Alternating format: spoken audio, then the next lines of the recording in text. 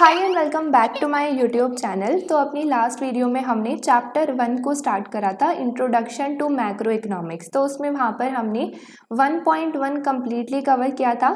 आज की इस वीडियो में हम बात करेंगे 1.3 की कि जो मैक्रो इकोनॉमिस्ट है वो डिसएग्री क्यों करते हैं। तो डिसएग्री क्यों करते हैं इससे पहले हम समझते हैं कि डिसएग्री किस चीज़ पर करते हैं। तो यहाँ पे बताया हुआ है कि इकोनॉमिक पॉलिसीज़ पे हम देखेंगे कि इकोनॉमिक पॉलिसीज़ जब भी हम सोचते हैं कि जब भी कोई न्यू इकोनॉमिक पॉलिसी बनती है और हम सोचते हैं कि हम उसे इम्प्लीमेंट करें या फिर ना करें, तो हम मैक्रो इकोनॉमिस्ट की राय ज़रूर लेते हैं।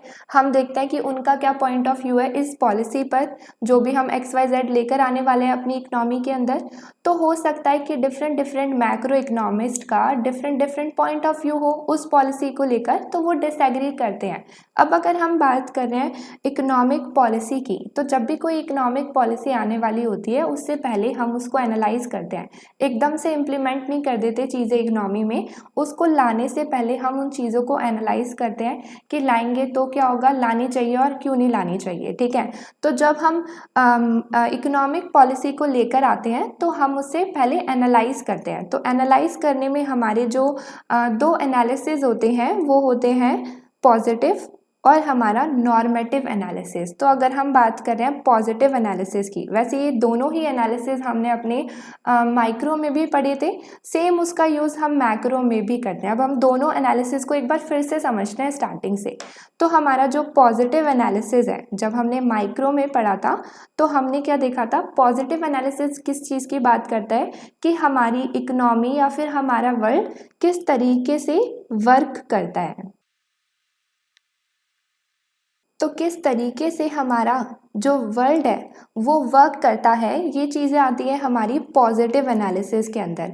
अब अगर हम पॉजिटिव एनालिसिस को समझें तो बेसिकली क्या बात हो रही है कि जब हम कोई इकोनॉमिक पॉलिसी को लाने वाले हैं तो पॉजिटिव एनालिसिस में हम क्या देखते हैं कि हमारी उस पॉलिसी के आने से क्या क्या कॉन्सिक्वेंसेज होंगे। मतलब जब हम उसे इम्प्लीमेंट कर देंगे अपने इकोनॉमी के अंदर तो उस पॉलिसी के आने से कौन कौन सी चीज़ें होंगी, क्या क्या चेंजेस आएंगे, वो सारे कॉन्सिक्वेंसेज की हम बात करते हैं पॉजिटिव एनालिसिस में।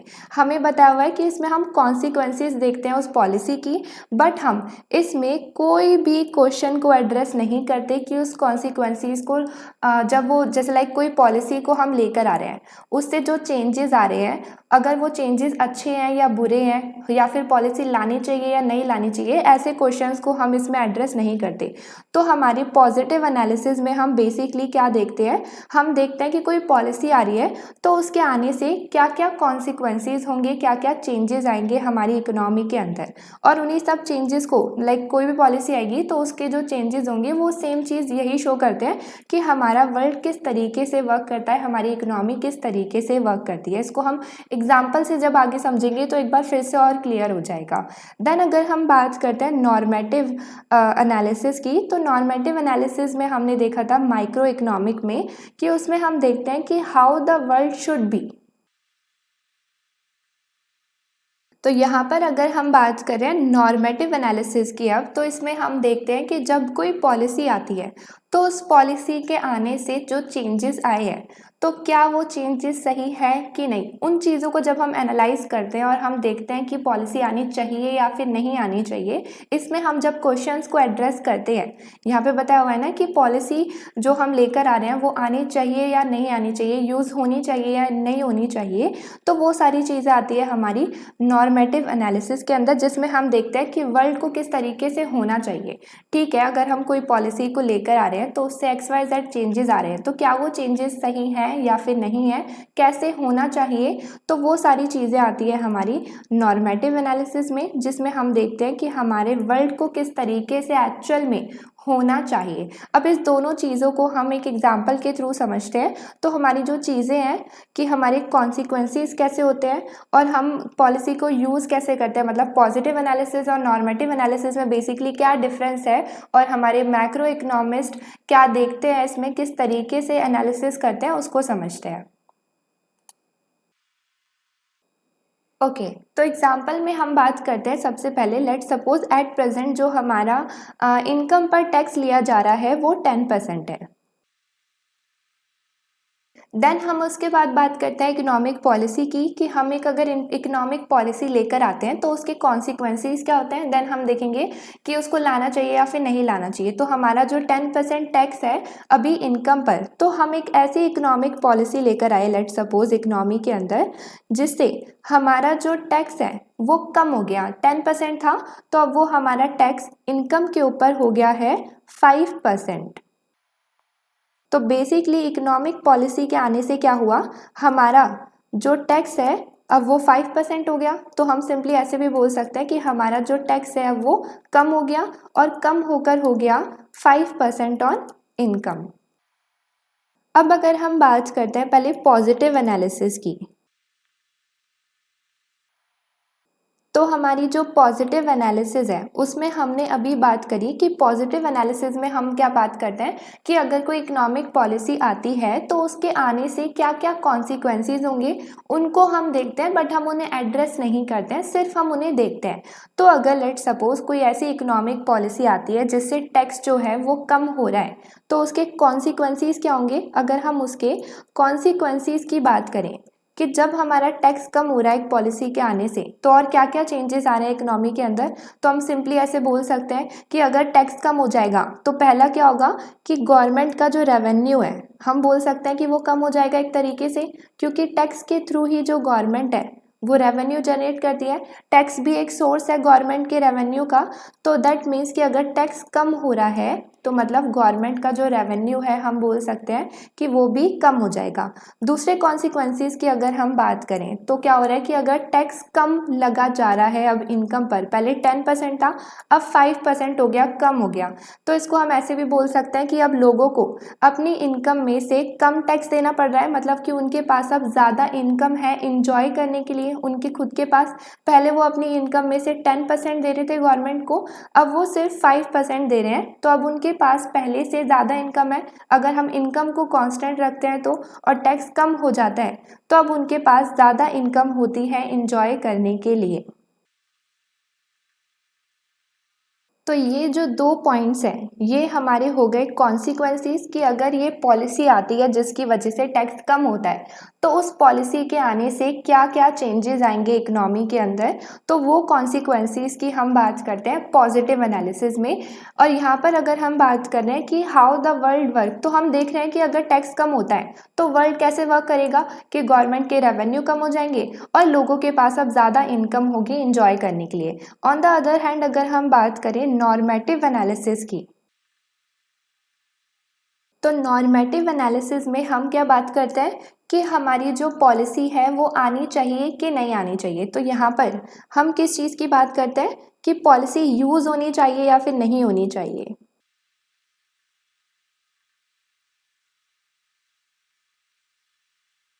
ओके, तो यहाँ पर हम अपने नॉर्मेटिव एनालिसिस में बात करते हैं कि इनकम टैक्स हमें रिड्यूस करना चाहिए 5% से कि नहीं करना चाहिए। तो यहाँ पर हम बोल सकते हैं कि देखो इसमें नॉर्मेटिव में दो चीज़ें हो सकती हैं कि या तो पॉलिसी यूज़ करनी चाहिए या फिर नहीं करनी चाहिए। मतलब कि टैक्स पहले जैसा ही रहने देना चाहिए या फिर 5% से कम कर देना चाहिए। मतलब कि 10 था तो अब 5 हो गया, 5% से जब हमने इसे रिड्यूस कर दिया वो 10 से 5 हो गया।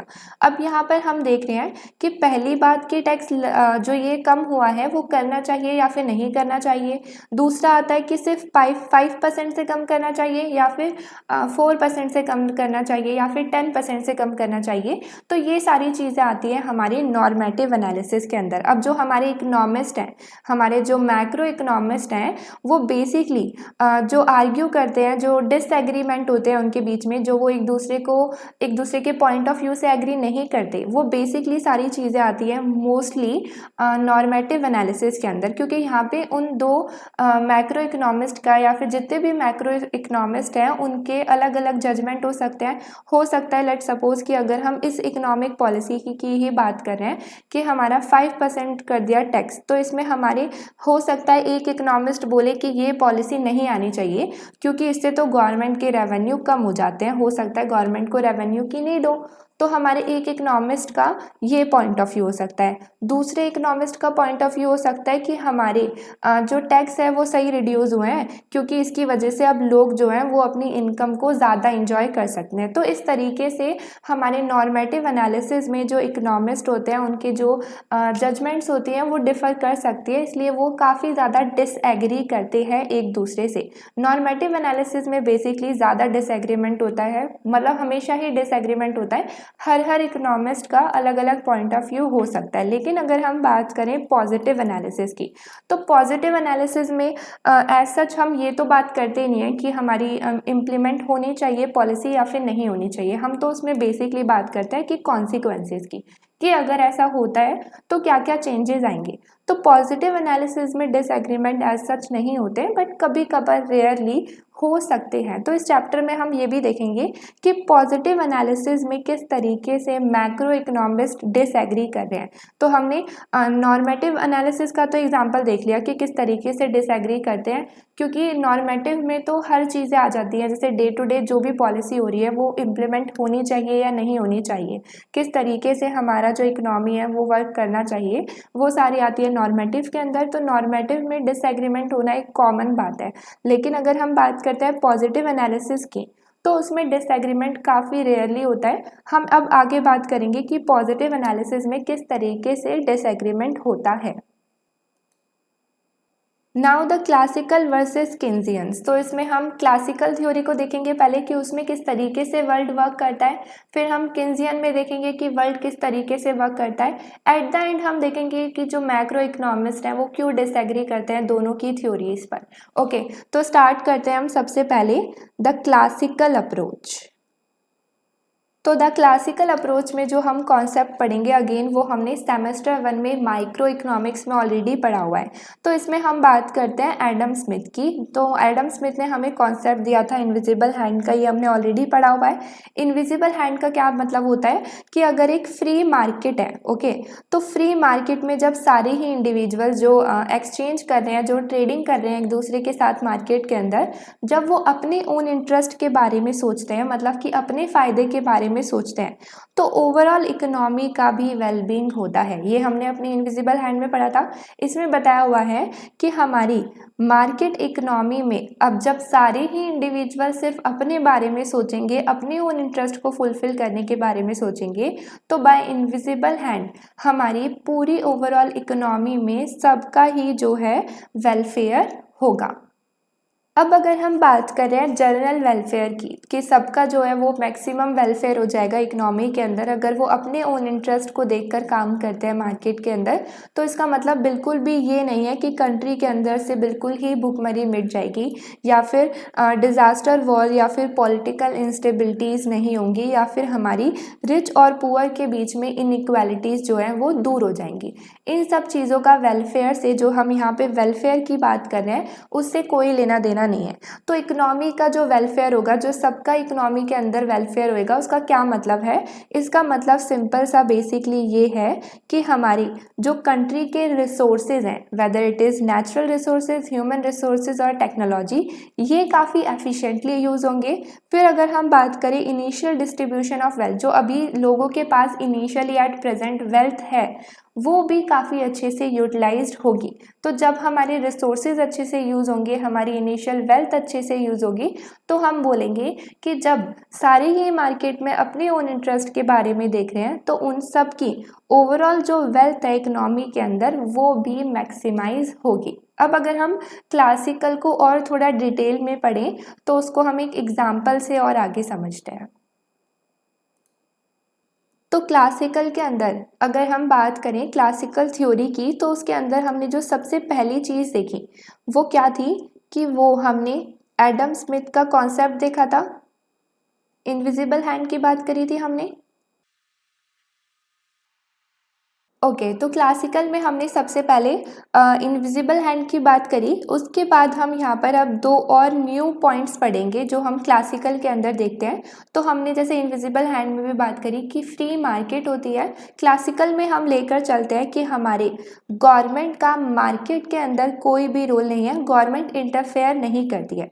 तो हमारा जो सेकेंड पॉइंट हम यहाँ पर देखते हैं, तो हम देखते हैं कि कोई भी गवर्नमेंट रोल नहीं है। थर्ड चीज़ हम जो देखते हैं उसमें हम लेकर चलते हैं क्लासिकल थ्योरी में कि जो प्राइजेज और वेजेस होते हैं वो फ्लेक्सिबल होते हैं।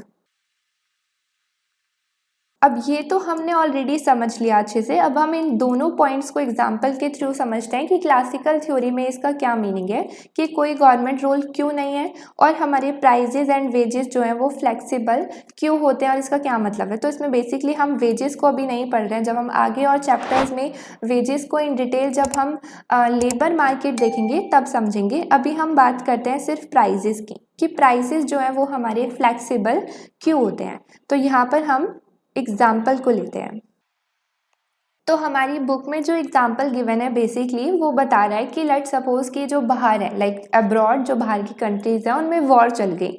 तो वॉर चल गई उसकी वजह से अब हम ऑयल को इम्पोर्ट नहीं कर पा रहे। तो यहाँ पर अब हम ऑयल जो है उसको इम्पोर्ट नहीं कर पा रहे हैं, मतलब कि अब हमारी को डिमांड तो है कंट्री के अंदर लेकिन हमारे को अब सप्लाई नहीं है, क्योंकि अब हम बाहर से इंपोर्ट नहीं कर सकते। तो हम बोल सकते हैं सिंपली कि जब हम बाहर से इंपोर्ट नहीं कर सकते ऑयल को, तो जो सप्लाई है ऑयल की हमारी कंट्री के अंदर वो कम हो जाएगी। ये सब तो चीज़ें हम पढ़ कर आए हैं। जब सप्लाई कम हो जाएगी ऑयल की हमारी कंट्री के अंदर, तो हमें पता है कि हमारी कंट्री के अंदर ऑयल का जो प्राइस है वो ऑटोमेटिकली इंक्रीज हो जाएगा। ये सारी चीज़ें हम पढ़ के आए हैं। अगर हम लेट सपोज इसे ग्राफ के थ्रू भी देखें, तो लेट सपोज ये हमारा ग्राफ है, ये हमारी सप्लाई हो गई, ये हमारी डिमांड हो गई। जब हमारी सप्लाई कम हो गई, मतलब मैंने यहाँ पे शिफ्ट कर दिया, तो यहाँ पे मैं देख सकती हूँ कि जो मेरा इनिशियल प्राइस है वो ये है ग्रीन में, और मेरा जो आफ्टर प्राइस है ब्लू में वो अब यहाँ पर इंक्रीज हो गया है पहले से। तो सप्लाई कम होने की वजह से जब मेरी सप्लाई शिफ्ट हो गई लेफ्टवर्ड, कम हुई, तो मेरा जो प्राइस है ऑयल का मेरी खुद की कंट्री के अंदर वो भी इंक्रीज हो गया। तो जब मेरा प्राइस इंक्रीज हो गया, अब यहाँ पर गवर्नमेंट का कोई भी इंटरफेयर नहीं है, हम ये चीज़ देखेंगे। दूसरा हम देखेंगे कि प्राइस जो है वो फ्लेक्सिबल है। फ्लेक्सिबल का यहाँ पर क्या मतलब है? फ्लेक्सिबल का मतलब है कि हमारे शॉर्ट पीरियड ऑफ टाइम में प्राइजेस जो हैं वो जल्दी से एडजस्ट हो जाते हैं जब भी हमारे डिमांड और सप्लाई में कुछ भी चेंजेस आते हैं। तो यहाँ पर जब हमारे प्राइजेस खुद से एडजस्ट हो जाएंगे, तो इसका क्या मतलब है कि प्राइजेस जो हैं वो फ्लेक्सिबल हैं। प्राइजेस खुद से कैसे एडजस्ट होगा? तो अब जैसे देखो प्राइस बढ़ गया ऑयल का, तो अब इसका क्या मतलब है, अब हमारी कंट्री के अंदर अगर प्राइस बढ़ गया है तो जो हमारे कंज्यूमर्स हैं, ऑयल के जो कंज्यूमर्स हैं, अब वो ऑयल की डिमांड को कम करने लगेंगे। कम क्यों करने लगेंगे? कि पहला तो जो है प्राइस इंक्रीज हो गया, उसकी वजह से डिमांड कम हो जाएगी।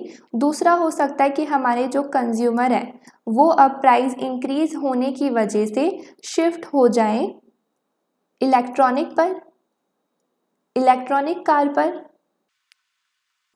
तो यहाँ पर बेसिकली क्या हुआ कि हमारी जब प्राइजेज इंक्रीज हुए तो हमारे कंज्यूमर ने डिमांड तो कम कर दी क्योंकि प्राइस इंक्रीज हुए। At the same time demand इसलिए भी कम हुई क्योंकि प्राइस इंक्रीज होने की वजह से हो सकता है कि हमारे जो कंज्यूमर है अब वो ऑयल को यूज़ ना कर रहे हो अपनी व्हीकल्स में और वो शिफ्ट हो जाएं इलेक्ट्रॉनिक व्हीकल्स पे, या फिर वो शिफ्ट हो जाएं किसी और अल्टरनेटिव पे, जैसे कि वो पब्लिक ट्रांसपोर्टेशन यूज़ करने लगे। तो यहाँ पे बेसिकली हम बता रहे हैं कि जब प्राइस इंक्रीज हुआ तो डिमांड भी जो है वो कम हो जाएगी, क्योंकि फ्री मार्केट है, गवर्नमेंट ने कोई इंटरफेयर नहीं करा, प्राइजेस फ्लेक्सिबल है, खुद ही से मार्केट में एडजस्ट हो जाएगी और दोबारा से हमारा इक्विलिब्रियम पॉइंट आ जाएगा। तो यहाँ पर जब हमारी डिमांड कम हुई, दैट मीन्स कि अब हमारी जो डिमांड है वो लेफ्टवर्ड शिफ्ट हो जाएगी। तो वो इस तरीके से शिफ्ट हो जाएगी कि वापस से इक्विलिब्रियम पॉइंट आ जाएगा। तो यहाँ पे अगेन हमारी जो डिमांड और सप्लाई है वो मेट कर गई। यहाँ पे हम सिंपली देख सकते हैं कि हमारा कुछ भी नहीं हुआ, प्राइस सेम ही रहा, लेकिन क्वांटिटी जो है वो कम हो गई। अच्छा, अगर हम बात कर रहे हैं यहाँ पर फ्लेक्सिबल प्राइजेस की, तो इसका मतलब है फ्लेक्सिबल प्राइस और वेजेस की, कि हमारी जो मार्केट है वो खुद ही से एडजस्ट हो जाती है और हमारा जो इक्विलिब्रियम पॉइंट है वो अपने आप ही दोबारे से मेट कर जाता है। मतलब कि दोबारे से इक्विलिब्रियम पॉइंट हमारा मिल जाता है, रीच हो जाता है, दोबारे से हमारी जो सप्लाई और डिमांड है वो इक्वल हो जाती है। नाउ अब अगर हम बात करें यहाँ पर दूसरे पॉइंट की, हमारी गवर्नमेंट इंटरफेयर की, तो यहाँ पे लेट सपोज अभी तो देखो गवर्नमेंट ने कोई भी इंटरफेयर नहीं करा, प्राइसेस फ्लेक्सिबल थे, दोबारा से हमने इक्विलिब्रियम पॉइंट जो है वो अचीव कर लिया। पहले ये इक्विलिब्रियम था, अब हमारा जो ये पॉइंट है वो इक्विलिब्रियम हो गया। अब अगर हम बात करें कि लेट सपोज चलो गवर्नमेंट इंटरफेयर करती तो किस तरीके से करती, तो ये भी हमने एक बार अपने माइक्रो में पढ़ा था। तो हमने क्या देखा था कि लेट सपोज अगर हमारी ये दोबारा से इनिशियल सिचुएशन है, ये हमारा इनिशियली प्राइस है, ओके। तो हमारी जब सप्लाई जो है कम हो गई है ना, तो यहाँ पर अब ये हमारा न्यू इक्विलिब्रियम है, क्योंकि मेरी जो डिमांड है उसमें तो कोई भी चेंजेस नहीं आए ना, डिमांड मेरी सेम है, सप्लाई मेरी जो है वो बिफोर ये थी, और हमारी जो आफ्टर सप्लाई है वो S1 है, ओके। तो जब हमारी न्यू सप्लाई और हमारी पुरानी डिमांड मिल रही है आपस में, तो वो हमारा न्यू इक्विलिब्रियम पॉइंट हो गया। अब यहाँ पर मतलब हमारा ये प्राइस है और ये हमारा इक्विलिब्रियम पॉइंट है, तो हम न्यू इक्विलिब्रियम पॉइंट को लेट सपोज बोल देते हैं कि ये हमारा इक्विलिब्रियम पॉइंट है, क्योंकि पुराने से तो अब कोई लेना देना नहीं है। अब यहाँ पर जब हमारी सप्लाई कम हुई है और हमारा जो प्राइस है वो इंक्रीज हो गया, तो हमारी जो है वो डिमांड कम हो जाएगी। अब लेट सपोज जो गवर्नमेंट है वो सोचती है कि ऑयल जो है लोगों को उसकी रिक्वायरमेंट है और हम उन्हें शिफ्ट नहीं करने दे सकते अल्टरनेटिव यूजेस पे, हम क्या करते हैं कि हम यहाँ पर प्राइस कंट्रोल लगा देते हैं। तो गवर्नमेंट ने क्या करा कि इक्विलिब्रियम प्राइस से नीचे ही अपना प्राइस सीलिंग लगा दिया, इससे ऊपर अब तुम चार्ज नहीं कर सकते। तो गवर्नमेंट क्या बोल रही है यहाँ पे कि अब तुम पुराना ही प्राइस चार्ज करो जो पुराने इक्विलिब्रियम पर था, इस प्राइस को चार्ज मत करो। तो यहाँ पे ये हमारे मार्केट का प्राइस आ गया।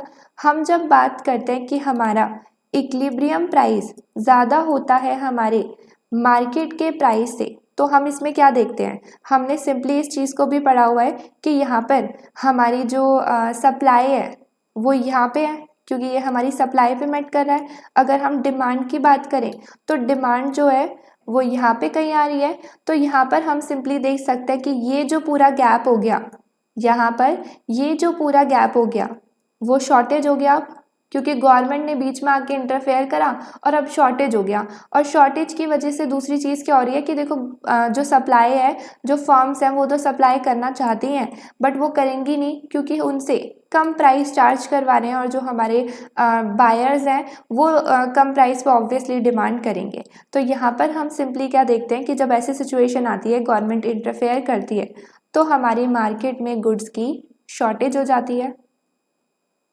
ये सारी चीज़ें हम पढ़ कर आए थे। तो सिंपली अगर हम बात करते हैं यहाँ पर क्लासिकल थ्योरी की, तो क्लासिकल थ्योरी में हम बात करते हैं इनविजिबल हैंड की, जहाँ पर हम लेकर चलते हैं कि गवर्नमेंट का कोई भी रोल नहीं है, गवर्नमेंट मार्केट में इंटरफेयर नहीं करेगी।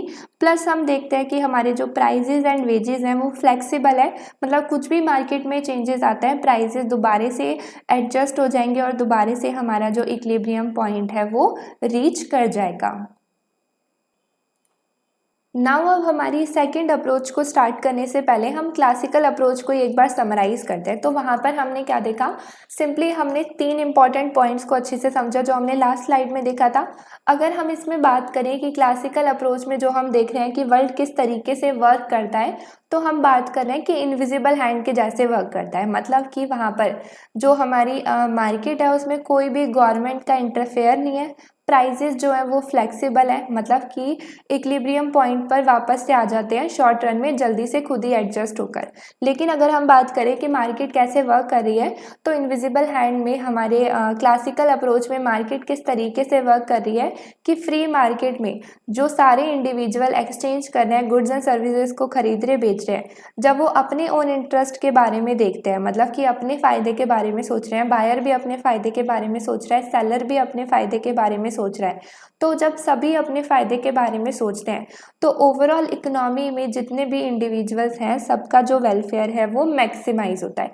ये उनकी थिंकिंग थी कि क्लासिकल अप्रोच में इस तरीके से जो है वर्ल्ड वर्क करता है, तो हमारी जो अप्रोच है वो फॉलो ही होती थी, क्लासिकल अप्रोच ही फॉलो होती थी। बट 1936 में क्या हुआ कि हमारा जो वर्ल्ड है वो ग्रेट डिप्रेशन से सफ़र कर रहा था। ग्रेट डिप्रेशन की अगर हम दोबारा से रिवाइज करें तो हमारे रिसेशन में क्या होता है बेसिकली कि हमारी आउटपुट जो है वो फॉल कर जाते हैं, हमारी प्रोडक्शन जो है वो फॉल कर जाती है। दैट मीन्स कि हमारी जो इकोनॉमिक ग्रोथ है वो कम हो जाती है।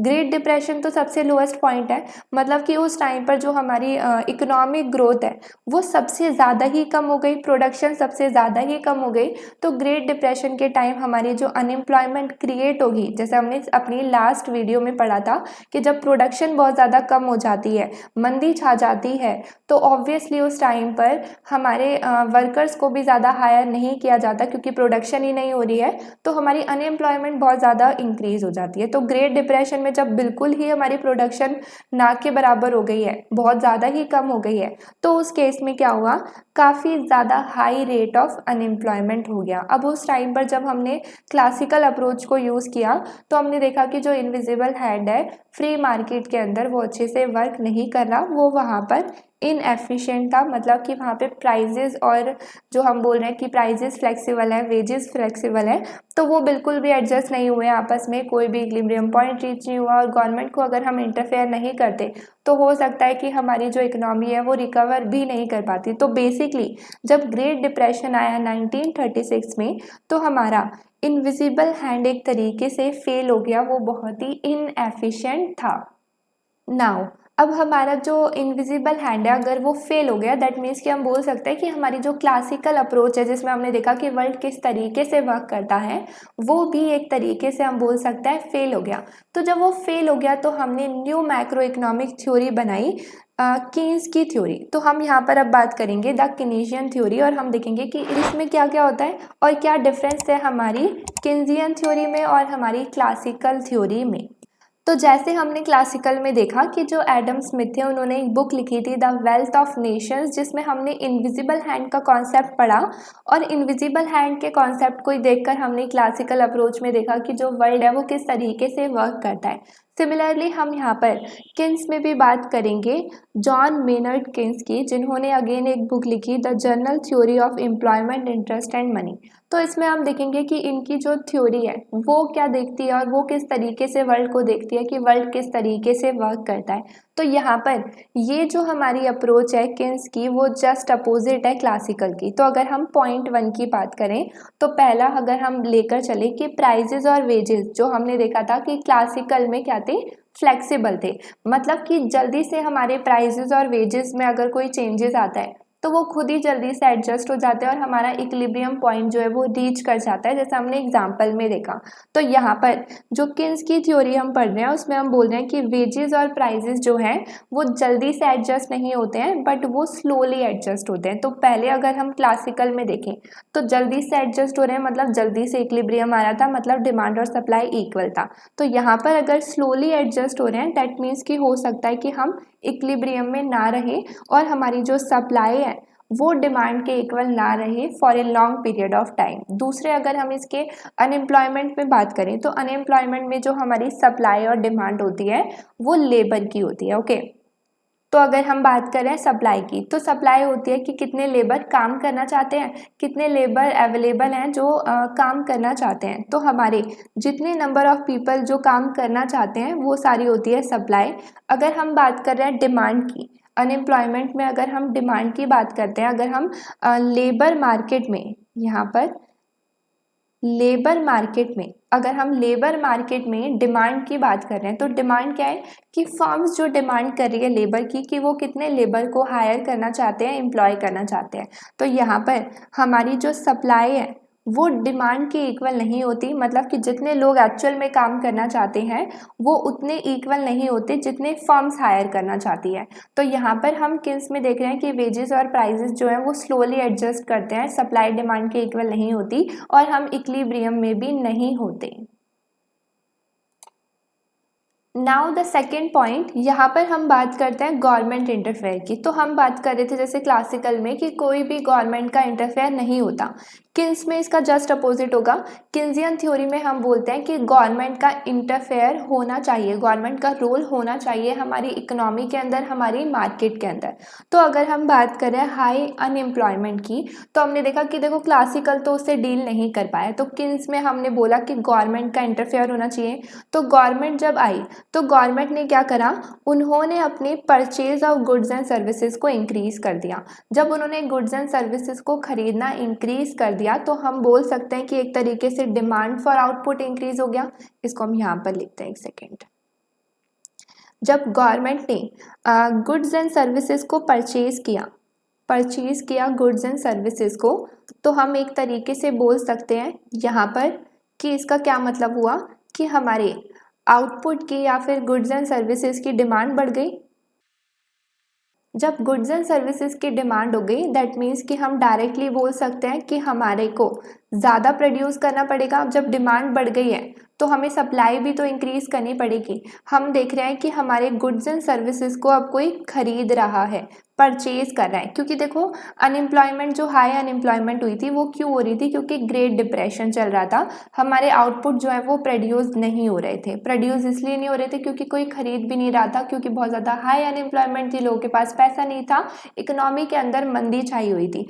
तो जब गवर्नमेंट इंटरफेयर करती है और बीच में आके गुड्स एंड सर्विसेज को खुद से परचेज कर रही है, तो जब वो खुद से परचेज कर रही है मतलब कि डिमांड एक तरीके से हम बोल सकते हैं इंक्रीज हो गई। जब डिमांड इंक्रीज हो जाती है तो यहाँ पे फिर वो गुड्स एंड सर्विसेज को अब प्रोड्यूस करने लगेंगे, क्योंकि अब मंदी तो छाई हुई है बट कोई खरीद भी रहा है। तो जब हम अपनी प्रोडक्शन को इंक्रीज कर देंगे, जब हम और प्रोड्यूस करेंगे, अपनी प्रोडक्शन को इंक्रीज करेंगे, तो प्रोडक्शन खुद से तो इंक्रीज नहीं हो जाएगी ना। प्रोडक्शन को इंक्रीज करने के लिए हमें क्या करना पड़ेगा, हायर करना होगा लेबर को। और तो जब हम और लेबर को हायर करेंगे तो हमारी लेबर की जो डिमांड है वो इंक्रीज हो जाएगी, मतलब कि हमारी जो फर्म्स हैं वो और लेबर की डिमांड कर रही है, तो यहाँ पर हमारी लेबर की जो डिमांड है वो इंक्रीज हो जाएगी। जब लेबर की डिमांड इंक्रीज हो जाएगी, फर्म्स और लेबर को हायर करने लगेगी, तो सिंपली हमारी जो अनएम्प्लॉयमेंट है वो भी कम हो जाएगी।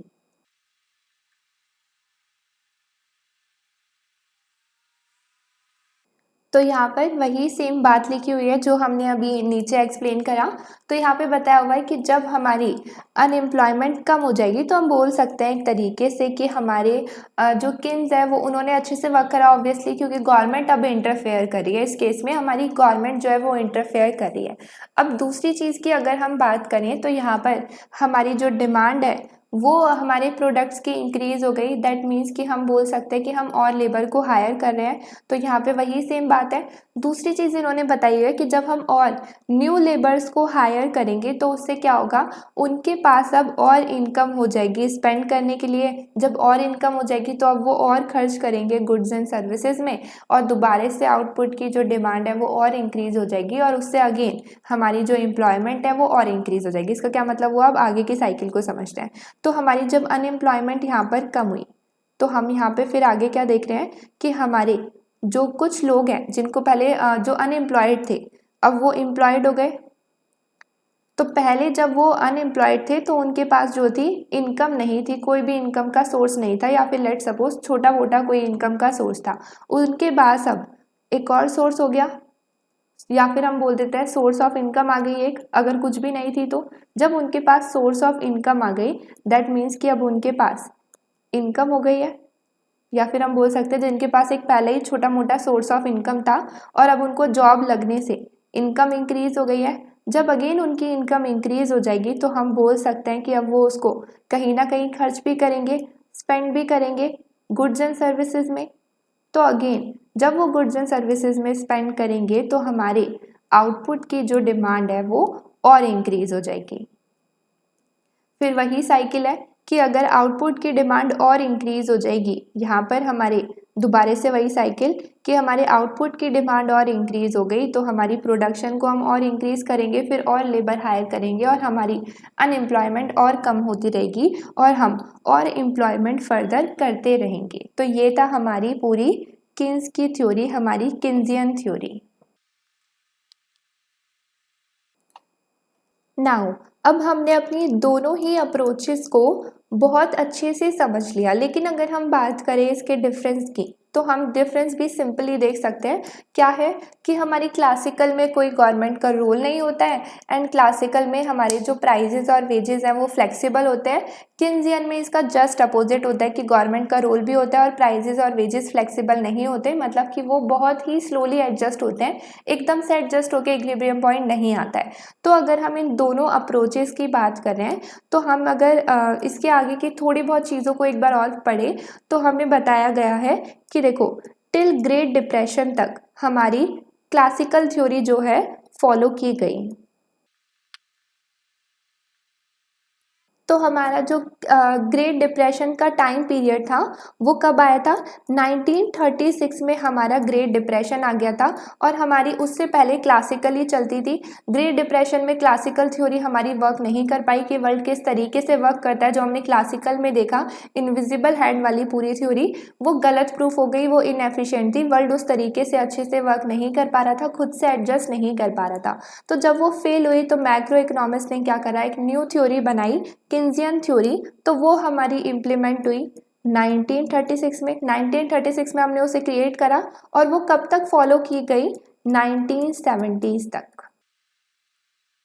अब अगर हम बात करें कि 1970s तक क्यों फॉलो गई, उसके बाद क्या फेल हो गई, तो हाँ 1970s में हमारी जो किन्स की थ्योरी थी, किन्स की जो अप्रोच थी कि वर्ल्ड किस तरीके से वर्क करता है कि हमारे वेजेस और हमारे प्राइस स्लोली जो है वो एडजस्ट हो जाएंगे एंड जो भी सारी चीज़ें थी कि गवर्नमेंट के इंटरफेयर से हम बेटर कर सकते हैं, सोसाइटी के वेलफेयर को इंक्रीज कर सकते हैं, वो अगेन फेल हो गया। तो 1970s में ऐसा क्या हुआ, तो बेसिकली 1970s में हमारे को काफ़ी ज़्यादा हाई इन्फ्लेशन और हाई अनएम्प्लॉयमेंट हो गया। हमारी बुक में इस टर्म का नाम दिया हुआ है स्टैगफ्लेशन। तो यहाँ पर 1970s में जब हमारा काफ़ी ज़्यादा हाई इन्फ्लेशन और हाई अनएम्प्लॉयमेंट हुआ तो हमारी किन्स की थ्योरी जो है वो अगेन अच्छे से वर्क नहीं कर पाई वो भी।